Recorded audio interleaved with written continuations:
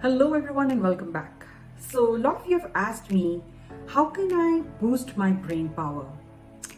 And what are techniques can I do to simply just boost my brain power and also able to receive information more effectively?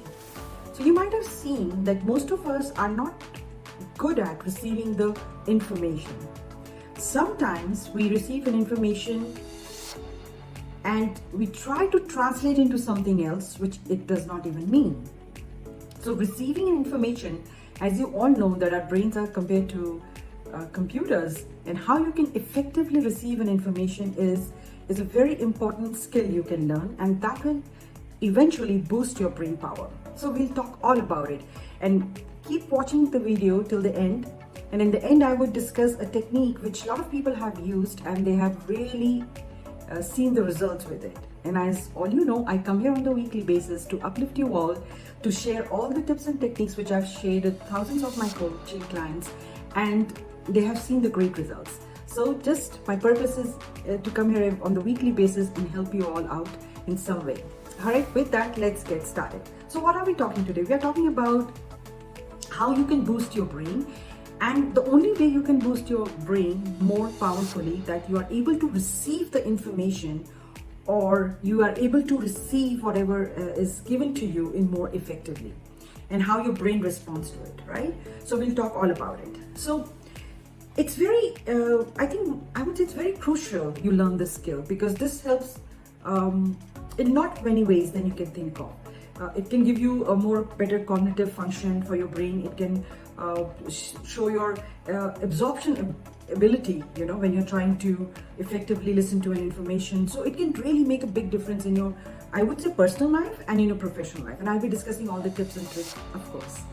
So when we are able to receive the information effectively, so another thing which I've seen is you start to learn fast. Anything which is given to you, your grasping power becomes very efficient, and you're able to make a better decisions, and you're able to improve your overall performance, whatever you're trying to achieve.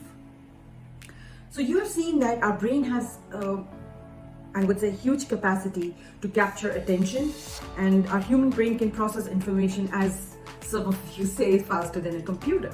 So why are not we using it effectively? That's the question we'll be addressing today. So when it comes to absorbing an information, many of us face common challenges, and I think that includes me also. And some of this information which I'm sharing with you all, you might have seen it in your case as well. So what are the biggest obstacles we face, or what are the biggest obstacles we face, or the problems we face when we are trying to work with the brain and trying to absorb a proper information? So number one is distractions. So you've seen with the constant notification over your phone, with checking something, somebody calling you up. So what really happens that time? So what your brain is trying to focus on something, but it gets distracted, correct? And then what happens, like once it gets distracted, so you cannot think more effectively what the information it's trying to process. So number one is a distraction. Number two is cognitive overload. What is a cognitive overload? So this challenge is like when too much information is coming towards you, and you don't know how to process that information. So there's too much of information at one time, right? So this also gives you an overwhelming feeling and making it difficult for you to absorb anything. And additionally, what happens? Ineffective studies techniques can also hinder our ability to receive information. By simply rereading notes or text without engaging with the material can lead to some superficial understanding rather than deep one. So what happens when we are overloaded, or we are thrown with a lot of information towards us? So we keep reading it, we keep just rereading the whole thing and trying to make some sense out of it, but ultimately that doesn't help. Right? So these are the common things we face when we are trying to process any information which is given to us, and how our brain is thinking. So distraction is one of the biggest challenges. The second one is cognitive overload. So how does our brain work, you would ask me? So the brains are wired to respond novel and interesting information. So you might have seen something you like, and you can keep rereading and you still enjoy it, and even though you've read it 10 times, any good book, but you would see there's all of the new information coming at you. Have you noticed it? I have noticed this. When I was reading some books, I always find out, like when I would keep reading it, oh wow, probably how did I miss this one? Things like that happen. So So the interesting information. So we are kind of wired what we like. We get more inclined towards it easily than what is harder, correct? Some complex situation or some complex, I would say, a material. So let's not forget about the physical and the mental fatigue that can impede with our ability to receive information. So you might be sometimes when you're trying to read something and you are not in the best of your physical health or your mental health, you will not be able to absorb that one too.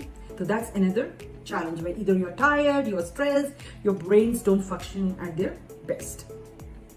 So there's a significant, these are challenges we face in our daily lives. And so how can we work with these challenges and still boost our brain power? So how we can overcome these challenges, I would say. So one of the most effective methods which I've seen across is active listening.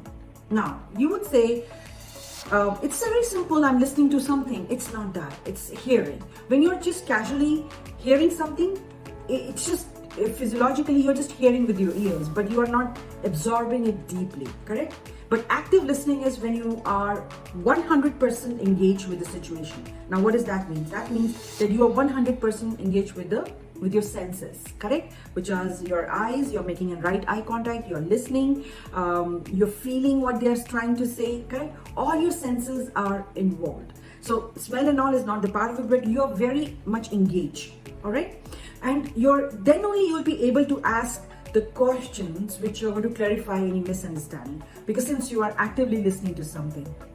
So pay attention, learn more about this active listening. This is a skill which I talk a lot about, right? In coaching, we have to do it. When we are working with the client, of course, we have to pay 100% concentration to what our clients are saying and how we can help them to overcome that situation and move forward. So we have to learn this technique and have to keep practicing, and that's how we become good at it. Another one is technique is known as note taking. It's simple. I keep saying that whenever I do my videos, please keep taking some notes. They're very interesting skill, because a lot of us we feel lazy to do that. I can understand, but still try it out, because your mind again is trying to capture the right information so that it can process well. So I think these are the two techniques. Now third one, you might have heard it from a Feynman technique, which is a learning method developed by Nobel Prize winning physicist Richard Feynman to help people understand complex topics. Now this is a lengthy technique, but you can still do it. It's very effective. It's time consuming, right? So there are usually 4 steps. What happens? So first step number 1 is write down the concept you want to learn. So you have got a concept. Now you want to learn that concept, right? So just write down in your own words. The step 2 is teach and explain the concept in your own terms. So now you think that this concept which is given to me and it's a complex one. Now how would I teach myself in the simpler terms, right? In your own terms, correct? The step number 3 would be, if your explanations feel shaky, go back to the books. So if your explanation feels shaky, you can just keep going back to the original concept which is given to you. And the step number 4 is rewrite the simpler terms or use analogies. Use a lot of analogies. They really, really help. I tell you, they are one of the biggest helping hands I have when I'm trying to explain something. So I think you try this either Feynman technique, or you can try note writing, or you can definitely try active listening. Any of this would work when you're trying to boost your brain power. So write in the comments and share it with someone who would like to hear this, that what technique you have used and how that technique has helped you. So thank you for being with me, and you all have a wonderful day.